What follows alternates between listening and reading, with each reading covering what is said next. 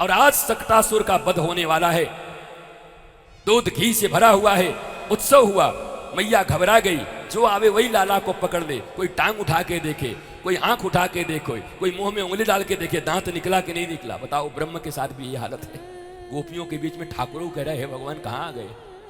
कोई गोपी आवे टांग उठा, लाला ठीक है विकलांग तो नहीं। बताओ, ब्रह्म को विकलांग करे महाराज। कोई मुंह में उंगली डाल के दांत निकला कि नहीं। 6 दिन में कौन से दांत निकल जाएंगे। तो गोपी आनंद दे रही है।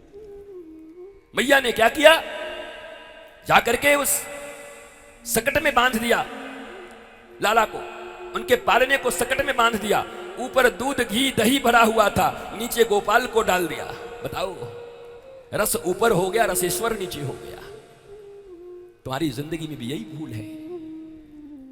सक्तासुर का वध हो गया, बैलगाड़ी तोड़ दिए, हो गई कहानी। एक था राजा, एक थी रानी, दोनों मर गए, खत्म कहानी। यही भागवत है। एक एक लोगों का जिनका वध हुआ है, जिनके नाम हैं, वो वेदांत के सूत्र हैं, हमारे तुम्हारे जीवन से जुड़े हुए हैं। और अगर उसको ठीक से समझ जाओ तो तुम्हारी जिंदगी में गुणात्मक परिवर्तन आ सकते हैं।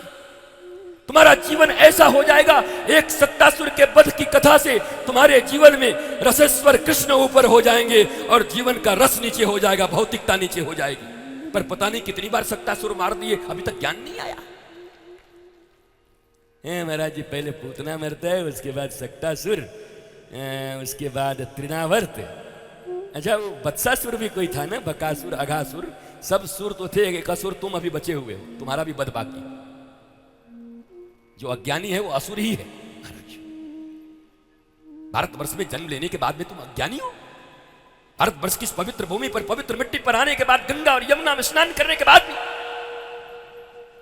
संत और महापुरुषों के इतने आशीर्वाद और छाया होने के बाद भी, इतने प्रज्ञावान पुरुषों के होने के बाद भी तुम अज्ञानी हो।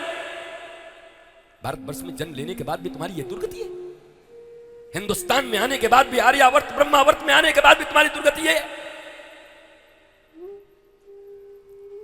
सक्तासुर को अब क्या क्या भगवान ने कहा, वाह, मेरे ही नाम पर उत्सव हो रहा है, मुझे बैलगाड़ी के नीचे बांध दिया लाके, चारों तरफ दूध दही मौज, और हमारे माथे पे लाकर के घी और दही रख दिया।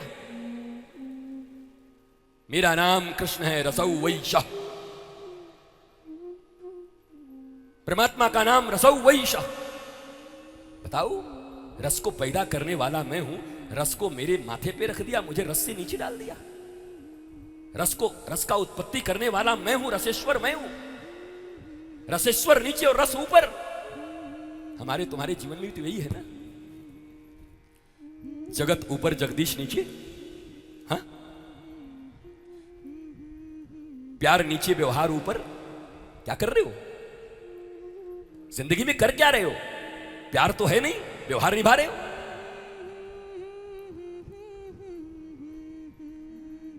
इस त्रिनार्थ के सक्तासुर के उद्धार से भगवान ने मानो ये ज्ञान दिया हम लोगों को। भगवान की बाल लीला भी दुनिया के बड़े से बड़े विद्वान के चूल हिलाने के लिए काफी है। हमारे 6 दिन के कन्हैया भी दुनिया के बड़े से बड़े विद्वानों को विद्वता का ज्ञान दे सकते हैं। 6 दिन के कन्हैया, मात्र 6 दिन के।